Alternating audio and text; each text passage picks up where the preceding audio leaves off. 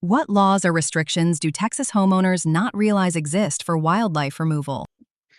Releasing them themselves, relocating, um, bats protected, birds, the Migratory Bird Act. Um, it's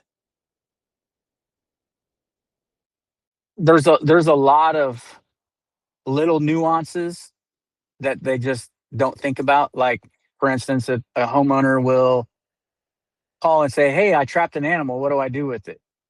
Well, what was your plan before you set the trap? You can't just go buy a trap and stick it in the yard and then worry about what I'm going to do after I catch it. That's something you need to do prior to when you catch it. Have somebody on standby ready to, hey, I'm going to do this. How much do you charge to go get the animal or come get the animal and bring my trap back?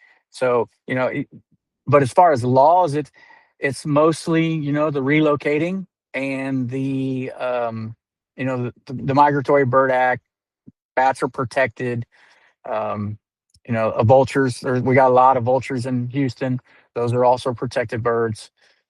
So it's mostly federal protection laws. Honestly, is the biggest one that people miss.